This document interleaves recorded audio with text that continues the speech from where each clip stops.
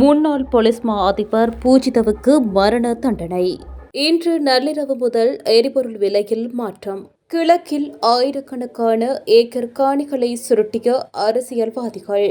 ஊடக சுதந்திரம் கோரி யாழ் மாவட்ட செயலகம் முன்பாக வெடித்த போராட்டம். காவல்துறையினர் உட்பட 3 கடூழிய சிறை தண்டனை. நீதிமன்றம் அதிரடி உத்தரவு. இன்று வங்கிக் கணக்குகளுக்கு வரும் பணம். ஜனாதிபதி மற்றும் அரசாங்கத்தை விமர்சித்த போலீஸ் அதிகாரி கைது. நிறுவன ரகசியத்தை விற்ற குற்றத்துக்கு ரூபாய் 50 மில்லியன் நட்டகீடு. கீரிமலையில் கொட்டப்பட்ட கழிவுகள் மீள அள்ளப்பட வேண்டும். தவிசாளருக்கு காலக்கெடு. முன்னாள் போலீஸ் மா அதிபர் பூஜிதவுக்கு மரண தண்டனை. முன்னாள் போலீஸ் மா அதிபர் பூஜித ஜெயசுந்தரவுக்கு மரண தண்டனை விதிக்கப்பட்டுள்ளது. கொழும்பு உயர்நீதிமன்றம் இன்று தீர்ப்பளித்துள்ளது.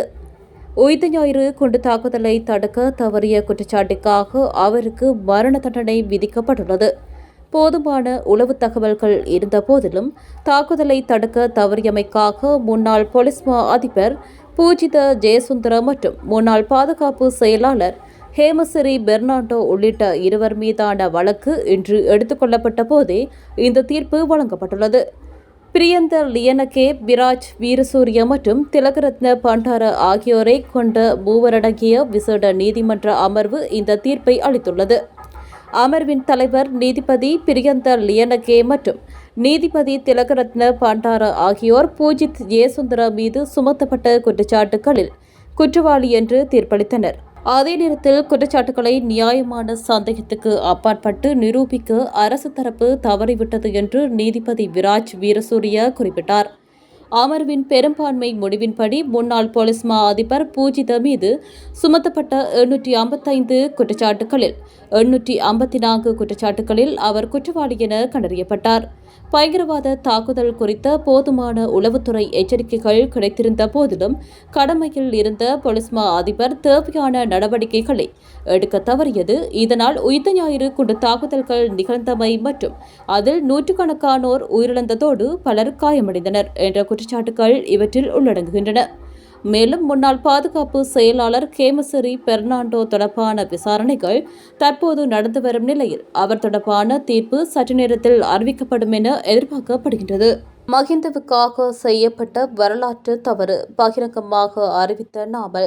மாதாந்த எரிபொருள் விலை திருத்தத்துக்கு அமைவாக இன்று நள்ளிரவு முதல் எரிபொருள் விலையில் திருத்தம் மேற்கொள்ளப்படலாம் என எதிர்பார்க்கப்படுகின்றது. உலக சந்தையில் எரிபொருள் விலையில் ஏற்பட்டுள்ள ஏற்ற இறக்கங்களை கருத்தில் கொண்டு விலை திருத்தம் மேற்கொள்ளப்படும் என முன்னர் அறிவிக்கப்பட்டிருந்தது. இதற்கிடையில் நேற்றைய தினத்துடன் ஒப்பிடுகையில் இன்று காலை உலக சந்தையில் கச்சா எண்ணெய் விலையில் சரிவு ஏற்பட்டுள்ளது.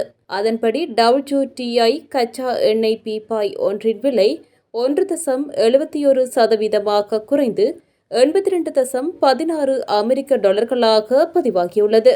பிரெண்ட் ரக கச்சா எண்ணெய் பீப்பாய் ஒன்றின் விலையும் 1.16% குறைந்து 88 அமெரிக்க டாலர்களாக பதிவாகியுள்ளது. அத்துடன் முர்பான் ரக கச்சா எண்ணெய் விலையும் 2.60% சரிவடைந்துள்ளது. அதன்படி அவ்வகையான கச்சா எண்ணெய் பீப்பாய் ஒன்றின் விலை 85.71 அமெரிக்க டாலர்களாக பதிவாகியுள்ளது. இலங்கை பெட்ரோலிய கூட்டுத்தாபனம் தற்போது பெற்றுள்ள லாபத்தை கருத்தில் கொண்டு எரிபொருள் விலை திருத்தத்தை மேற்கொள்வதற்கான ஆயத்தங்கள் எதுவும் இல்லை என அதன் தலைவர் DJ ராஜகருணா தெரிவித்துள்ளார். அரசாங்க நிதி பற்றிய குழுவில் கருத்து தெரிவித்த அவர் எதிர்காலத்தில் உலக சந்தையில் கச்சா எண்ணெய் விலையில் ஏற்படும் நிச்சயமற்ற தன்மை காரணமாக எரிபொருள் விலையை குறைக்க முடியாது என குறிப்பிட்டுள்ளார்.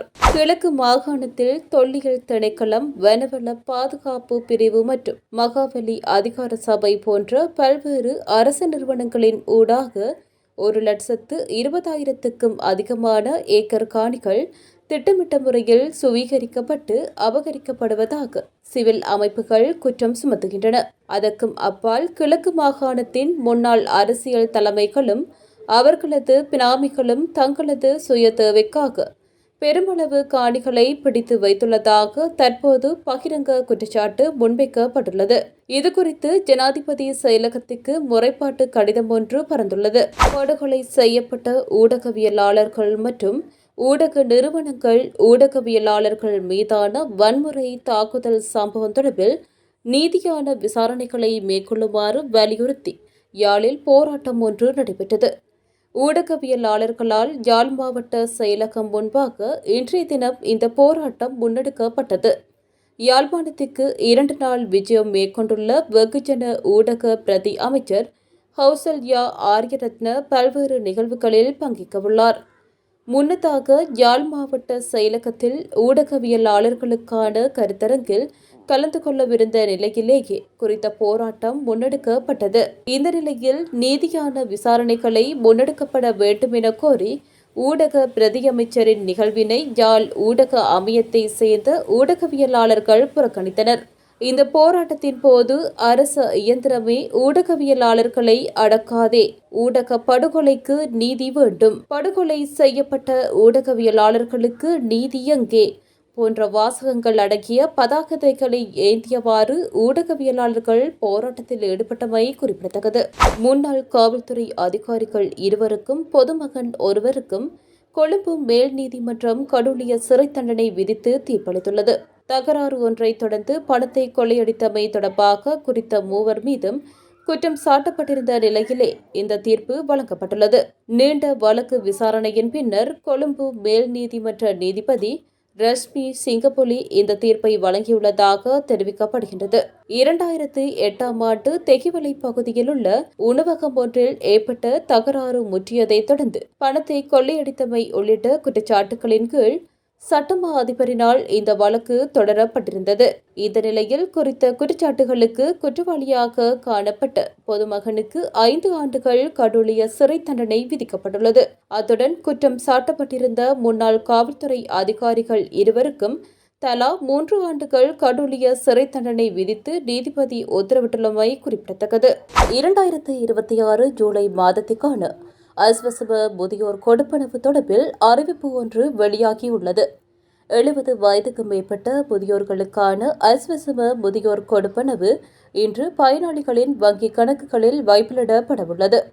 அதன்படி முதற்கட்டத்தின் கீழ் 6,21,638 முதியோர்களுக்காக 310 கோடி 81,90,000 ரூபாய் நிதியும், இரண்டாம் கட்டத்தின் கீழ் 77,324 முதியோர்களுக்காக 38 கோடி 62,20,000 ரூபாய் நிதியும் ஒதுக்கப்பட்டுள்ளது.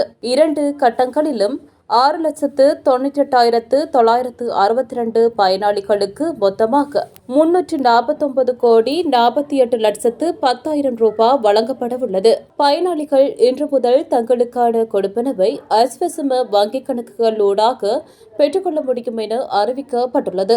ஜனாதிபதி மற்றும் அரசாங்கத்திற்கு அசௌகரியத்தை ஏற்படுத்தும் வகையில் சமூக வலைதளங்களில் பல்வேறு கருத்துக்களை பரப்பினார் என்ற சந்தேகத்தின் பேரில் போலீஸ் அதிகாரியொருவர் மத்திய குற்றப்புலனாய்வு பணியகத்தால் கைது செய்யப்பட்டுள்ளார். குறித்த அதிகாரி இன்று மத்திய குற்றப்புலனாய்வு பணியகத்தின் கணினி குற்றப்புலனாய்வு பிரிவினர் மேற்கொண்ட விசேட நடவடிக்கையின் போது கைது செய்யப்பட்டுள்ளார். சமூக வலைதளங்களூடாக மேற்கொள்ளப்பட்டதாக கூறப்படும் பிரச்சாரங்கள் தொடர்பாக போலீஸ் மா அதிபருக்கு கிடைத்த தகவலின் அடிப்படையில் அது குறித்த விசாரணைகள் மத்திய குற்றப்புலனாய்வு பணியகத்திடம் ஒப்படைக்கப்பட்டிருந்ததாக போலீசார் தெரிவித்தனர். விசாரணைகளின் அடிப்படையில் கைது செய்யப்பட்ட சந்தேக நபரான அதிகாரி எம்பிலிப்பிட்டிய சிரேஷ்ட போலீஸ் அத்தியட்சகர் அலுவலகத்தில் இணைக்கப்பட்டு பணியாற்றியவர் ஆவார். சந்தேக நபரான போலீஸ் அதிகாரி இன்று கோட்டை நீதவான் நீதிமன்றத்தில் ஆஜர்படுத்தப்படவுள்ளதுடன் சம்பவம் தொடர்பான மேலதிக விசாரணைகளை மத்திய குற்றப்புலனாய்வு பணியகம் மேற்கொண்டு வருகின்றது. கட்டுநாயக்க முதலீட்டு ஊக்குவிப்பு வலயத்தில் உள்ள நிறுவனம் ஒன்றிற்கு சொந்தமான உற்பத்தி ரகசியங்கள் மற்றும் வணிக ரகசியங்களை நிதி லாபத்துக்காக வேறு நிறுவனத்துக்கு வெளிப்படுத்திய ஊழியர் ஒருவருக்கு அந்நிறுவனத்துக்கு 50 மில்லியன் ரூபாய் நட்டஈடு செலுத்துமாறு உயர்நீதிமன்றம் உத்தரவிட்டுள்ளது. நீதிபதிகளான ஜெனக் டி சில்வா, சம்பத் விஜயரத்ன ஆகியோரின் உடன்பாட்டுடன் உயர்நீதிமன்ற நீதிபதி மஹிந்த சமயவர்தன இந்த தீர்ப்பை அறிவித்தார். கட்டுநாயக்க முதலீட்டு ஊக்குவிப்பு வலயத்தில் அமைந்துள்ள கையுறை உற்பத்தி தனியார் நிறுவனம் ஒன்றில் உற்பத்தி ரகசியங்கள் மற்றும் வணிக ரகசியங்களை நிதி லாபத்துக்காக ரகசியமாக வேறு நிறுவனத்துக்கு வெளிப்படுத்தியமை தொடர்பில் அதன் ஊழியர் ஒருவருக்கு எதிராக அந்நிறுவனம் கொழும்பு வர்த்தக மேல் நீதிமன்றத்தில் வழக்கு தாக்கல் செய்திருந்தது.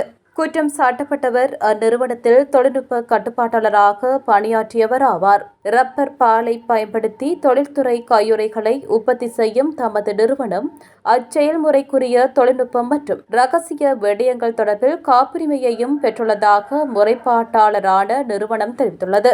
எதிராளி திறமையான மற்றும் நம்பிக்கையான ஊழியராக செயல்பட்டதால் அத்தொழில்நுட்ப மற்றும் வணிக ரகசியங்கள் குறித்த பயிற்சியும் அவருக்கு வழங்கப்பட்டிருந்ததாக நிறுவனம் சுட்டிக்காட்டியுள்ளது. ஒரு தசாப்தத்துக்கு மேலாக பணியாற்றிய எதிராளி 2010 ஆண்டு நவம்பர் மாதம் 4ஆம் திகதியோ அல்லது அதற்கு அருகாமையிலுள்ள நாளிலோ எவ்வித அறிவிப்புமின்றி பணியிலிருந்து விலகியதாகவும் அதே ஆண்டு நவம்பர் 25ஆம் திகதி அதனை அறிவித்து கடிதம் அனுப்பியதாகவும் நிறுவனம் நீதிமன்றத்தில் தெரிவித்தது. தமது நிறுவனத்தில் பணியாற்றிய காலத்தில் அவர் கொரிய கையுறை உற்பத்தி நிறுவனம் ஒன்றுடன் இணைந்து செயல்பட்டுள்ளதாகவும் தமது நிறுவனத்தின் உற்பத்தி மற்றும் வணிக ரகசியங்களை நிதி நன்மைகளுக்காக அந்த நிறுவனத்துக்கு எதிராளி வெளிப்படுத்தியுள்ளார் என்றும் முறைப்பாட்டாளர் நிறுவனம் தனது மனுவில் குறிப்பிட்டிருந்தது. எனினும் வர்த்தக மேல் நீதிமன்றத்தில் தனது தற்காப்பு வாதத்தை சமர்ப்பித்த எதிராளி முறைப்பாட்டாளர் நிறுவனத்தின் உற்பத்தி அல்லது வணிக ரகசியங்கள் எதுவும் தனக்கு தெரிந்திருக்கவில்லை என்றும் தனது கல்வித் தகுதி மற்றும் பதவிக்கு அமைய இத்தகைய மேம்பட்ட தொழில்நுட்பம் மற்றும் செயல்முறைகளை புரிந்து கொள்ளவோ அல்லது பெற்றுக்கொள்ளவோ தனக்கு திறன் இருக்கவில்லை என்றும் தெரிவித்திருந்தார். மேலும் இந்நிறுவனத்தின் எந்தவொரு ரகசிய தகவலையும் வணிக அல்லது உற்பத்தி தொழில்நுட்ப ரகசியங்களையும் தான் 3ஆம் தரப்பினருக்கு வழங்கவில்லை என்றும் அவர் மேலும் தெரிவித்திருந்தார். அதன்படி கையுறை உற்பத்தி ரகசியங்கள் மற்றும் வணிக ரகசியங்கள் எதிராளிக்கு வழங்கப்பட்டிருந்தன என்பதை நிரூபிக்க முறைப்பாட்டாளர் நிறுவனம் தவறிவிட்டது என கொழும்பு வர்த்தக மேல் நீதிமன்றம் தீர்ப்பளித்திருந்தது. எதிராளியின் கல்வி பின்னணியை கருத்தில் கொள்ளும் போது இத்தகைய மேம்பட்ட தொழில்நுட்பம் அறிவு மற்றும் வணிக ரகசியங்களை புரிந்து கொள்ளவோ அல்லது வேறு தரப்பினருக்கு வழங்கவோ அவருக்கு இயலுமையில்லை என்றும் மேல் நீதிமன்ற நீதிபதி தனது தீர்ப்பில் குறிப்பிட்டிருந்தார். பின்னர் வர்த்தக மேல் நீதிமன்ற தீர்ப்பில் திருப்தியடையாத முறைப்பாட்டாளர் நிறுவனம் உயர்நீதிமன்றத்தில் மேல்முறையீடு செய்தது. அதனை விசாரணை செய்த பின்னர் நீதிபதிகளான ஜெனக் டி சில்வா மற்றும் சம்பத் விஜயரத்ன ஆகியோரின் உடன்பாட்டுடன் தமது தீர்ப்பை அறிவித்த உயர்நீதிமன்ற நீதிபதி மஹிந்த சமயவர்த்தன வர்த்தக மேல் நீதிமன்ற விசாரணையில் சமர்ப்பிக்கப்பட்ட சாட்சியங்களை மேல் நீதிமன்ற நீதிபதி சரிவர பகுப்பாய்வு செய்யவில்லை. சமர்ப்பிக்கப்பட்ட சாட்சியங்கள் மூலம் எதிராளி பணியாற்றிக் கொண்டிருந்த காலத்தில் அந்நிறுவனத்தின் உற்பத்தி வணிக ரகசியங்கள் மற்றும் உணர்வுபூர்வமான தகவல்களை நிதி நன்மைக்காக 3ஆம் தரப்பினருக்கு வெளிப்படுத்தியுள்ளார் என்பது உறுதி செய்யப்படுகிறது. அதற்கமைய மனுதாரர் நிறுவனத்திற்குரிய காப்புரிமையின்படி இவ்வாறான உணர்வுபூர்வமான தகவல்களை வேறு நிறுவனத்துக்கு விற்பனை செய்வதையோ அல்லது சுரண்டுவதையோ தடுத்து எதிராளிக்கு எதிராக தடையுத்தரவு பிறப்பிக்க தீர்மானிக்கிறேன் என உத்தரவிட்டார். மேல்முறையீட்டாளர் நிறுவனத்துக்கு ஏற்பட்டுள்ள இழப்பு 50 மில்லியன் ரூபாயாக மதிப்பிடப்படுவதாகவும் அதற்கமைய எதிராளி 50 மில்லியன் ரூபாய் தொகையையும் வழக்கு கட்டணத்தையும் மேல்முறையீட்டாளர் நிறுவனத்துக்கு செலுத்த வேண்டும் என்றும் உயர் நீதிமன்ற தீர்ப்பில் மேலும் குறிப்பிடப்பட்டுள்ளது. இதற்கு மேலதிகமாக 2019ஆம் ஆண்டு 3ஆம் மாதம் 29 அன்று கொழும்பு வர்த்தக மேல் நீதிமன்றத்தினால் வழங்கப்பட்ட தீர்ப்பு ரத்து செய்யப்படுவதாகவும் உயர்நீதிமன்ற தீர்ப்பில் தெரிவிக்கப்பட்டுள்ளது. கீரிமலை பகுதியில் 300க்கும் மேற்பட்ட டிப்பர் லோட் கழிவுகள் கொட்டப்பட்டுள்ளதாகவும் அதனை ஆடி அமாவாசை தினத்துக்கு முன்னர் மீள அள்ளி வலி வடக்கு பிரதேசத்துக்கு வெளியே கொண்டு செல்ல வேண்டும் என வலி வடக்கு பிரதேச சபை உறுப்பினர்கள் கூட்டாக கோரிக்கை விடுத்துள்ளனர். மாவட்டபுரம் கீரிமலை வீதியில் சுண்ணக்கல் அகழ்ந்தமையால் ஏற்பட்டுள்ள பாரிய குழிகளில் டிப்பர் வாகனங்களில் கழிவுகள் எடுத்து வரப்பட்டு கொட்டப்பட்டு வருகிறது. இது தொடர்பில் பிரதேச சபை உறுப்பினர்கள் எதிர்ப்பு தெரிவித்து கொட்டப்பட்ட கழிவுகளை அங்கிருந்து மீள அள்ள நடவடிக்கை எடுக்க வேண்டும் என கோரி வந்த நிலையில் நேற்று முன்தினம் செவ்வாய்க்கிழமை இனம் தெரியாத நபர்கள் குப்பைகளுக்கு தீ வைத்துள்ளனர். அது கடந்த 2 நாட்களாக எரிந்து வந்தமையால் அதனால் ஏற்பட்ட புகை மண்டலத்தால் அயலவர்கள் பெரும் சிரமங்களுக்கு முகம் கொடுத்து வந்தனர். இந்நிலையில் நேற்றைய தினம் புதன்கிழமை வலி வடக்கு பிரதேச சபையின் பெரும்பாலான உறுப்பினர்கள் சம்பவ இடத்துக்கு நேரில் சென்று பார்வையிட்டனர். கழிவுகளை நேரில் பார்வையிட்ட பின்னர் உறுப்பினர்கள் கருத்து தெரிவிக்கும் போது வலி வடக்கு பிரதேச சபையின் எல்லைக்குள்ள பாரிய குழிகளுக்குள் கழிவுகள் உக்கி மண் தன்மையில் காணப்படும் கழிவினை கொட்டுவதற்கு வலி தெற்கு பிரதேச சபை அனுமதி கோரியுள்ளதாகவும் அதற்கு ஒரு டிப்பர் கழிவு மண்ணுக்கு 2500 ரூபாய் அறவிட தீர்மானித்துள்ளதாகவும் தவிசாளரால் எமக்கு அறிய தரப்பட்டது. அப்போதே நாம் குறித்த கழிவுகள் உக்கிய மண்ணினை ஏற்றும் இடத்திலும் அதனை பறிக்கும் இடத்திலும் கண்காணிக்க வேண்டும் எனவும் கண்காணிப்பின் அடிப்படையிலேயே அவற்றை கொட்ட அனுமதிக்க வேண்டும் என வலியுறுத்தியிருந்தோம். தவிசாளரும் அதனை ஏற்றுக்கொண்டார். இந்நிலையில் கடந்த 1ஆம் திகதி டிப்பர் வாகனங்களில் உட்காத கழிவுகளையும் லத்திரனியல் கழிவுகள் இறைச்சி கழிவுகள் கொட்டப்படுவதாக உறுப்பினர்களுக்கு ஊரவர்கள் அறிவித்தனர். அதன் அடிப்படையில் நேரில் வந்து பார்த்த வேளை டிப்பர் வாகனங்களில் கழிவுகள் கொண்டுவரப்பட்டு எவ்வித கண்காணிப்புகளுமின்றி கண்ட இடங்களிலும் கொட்டி சென்றதனை அவதானித்து தவிசாளருக்கு அறிவித்தோம். உடனடியாக தான் அது தொடர்பில் நடவடிக்கை எடுப்பதாக கூறினார். மீண்டும் 10ஆம் திகதி வந்து பார்த்தபோது பெருமளவான குப்பைகள் தேங்கி காணப்பட்டன. அது தொடர்பில் தவிசாளருக்கு தெரிவித்த போது தான் குப்பைகளை கொட்ட அனுமதி கொடுக்கவில்லை, தனது அனுமதியின்றி குப்பைகள் கொட்டப்பட்டதாக கூறி நடவடிக்கை எடுப்பதாக கூறினார். அந்நிலையில் 16ஆம் திகதி சபையின் மாதாந்த கூட்டம் நடைபெற்றது. அதன்போது கட்சி பேதமின்றி கழிவு கொட்டுவதற்கு எதிராக கடுமையான எதிர்ப்பை வெளியிட்டோம். வெளி தெற்கு பிரதேச சபை கழிவுகளை கொண்டு வந்து கொட்டக்கூடாது என்றும் அனுமதியின்றி கொட்டப்பட்ட கழிவுகளை மீளாள்ளி வெளி வடக்கு பிரதேசத்துக்கு வெளியே கொண்டு செல்ல வேண்டும் என தீர்மானம் நிறைவேற்றினோம். நாங்கள் சபையில் தீர்மானம் நிறைவேற்றிய பின்னரும் கழிவுகள் கொட்டப்படுவதாக எமக்கு தகவல் கிடைத்ததன் அடிப்படையில் 27ஆம் திகதி இப்பகுதிக்கு நாம் வந்தபோது டிப்பர் வாகனங்களில் கழிவுகள் கொண்டுவரப்பட்டிருந்தது. அதனை குழிகளுக்குள் கொட்டவிடாது தடுத்து நிறுத்தியிருந்தோம். இது தொடர்பில் வெளிவடக்கு பிரதேச சபையின் தவிசாளருக்கு அறிவித்தோம். அவர் நேரில் வந்து தன் அனுமதிகளை மீறி கழிவுகளை கொட்ட முடியாது என கூறி நுழைவாயில்களை சங்கிலி போட்டு பூட்டியதுடன் டிப்பர் வாகனங்களையும் திருப்பி அனுப்பியிருந்தார்.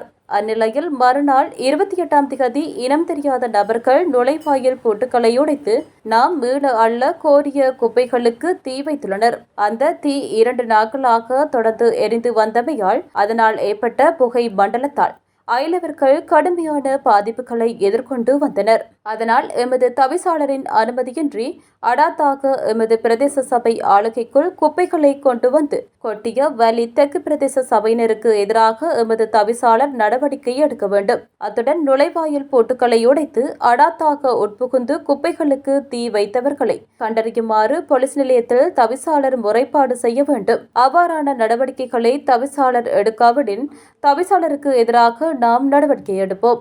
வடமாகாண ஆளுநர், உள்ளூராட்சி ஆணையாளர் ஆகியோரிடமும் சம்பவம் தொடர்பில் முறைப்பாடுகளை கையளிக்க உள்ளோம். இந்த பகுதி ஒரு புண்ணிய பூமியாகும். குப்பைகள் கொட்டப்பட்டுள்ள இந்த பகுதிக்கு அருகில்தான் வரலாற்று சிறப்புமிக்க மாவட்டபுரம் கந்தசுவாமி கோவில் உள்ளது. தற்போது மகோத்சவ திருவிழாக்கள் நடைபெறவுள்ளன. எதிர்வரும் 11ஆம் திகதி தேர் திருவிழாவும் மறுநாள் 12ஆம் திகதி தீர்த்த திருவிழாவும் நடைபெறவுள்ளது. மாவட்டபுர கந்தன் தீர்த்த மாட இந்த குப்பைகள் கொட்டப்பட்டுள்ள குழிகளில் இருந்து சுமார் 50 மீட்டர் தூரத்தால் செல்லும் வீதியால் கீரிமலை நோக்கி செல்வார். அது மாத்திரமின்றி ஆடி அமாவாசை தினத்தில் கீரிமலையில் பிதற்கடன்களை நிறைவேற்ற லட்சக்கணக்கான இந்துக்கள் கூட உள்ளனர். அதற்காக நாட்டின் பல பகுதிகளிலிருந்து இந்துக்கள் கீரிமலை பகுதிக்கு வருகை தருவார்கள். தற்போது டெங்கு அபாயம் நாட்டின் பல பகுதிகளிலும் காணப்படும் நிலையில் இந்த குழிகளுக்கு பிளாஸ்டிக் போத்தல்கள் பலவும் நீர் தேங்கி நிற்கக்கூடிய கழிவுகளும் காணப்படுதல் மழை வருமாயின் இந்த குப்பைகளுக்குள் இருந்து டெங்கு பரவும் அபாயம் காணப்படுகிறது. ஆடி அமாவாசையை முன்னிட்டு சுற்றுலா பயணிகள், புலம்பெயர் நாட்டவர்கள், நாட்டின் ஏனைய பாகங்களை சேர்ந்த இந்துக்கள் என பலரும் கீரிமலைக்கு வரவுள்ளமையால் கொட்டப்பட்ட குப்பைகள் அதற்கு முன்னர் அள்ளப்பட வேண்டும். இந்த குழிகளுக்குள் மருத்துவ கழிவுகள், லத்திரனியல் கழிவுகள், பெருந்தொகையான பிளாஸ்டிக், இறைச்சி கழிவுகள் என பல்வேறு வகையான கழிவுகள் காணப்படுகின்றன.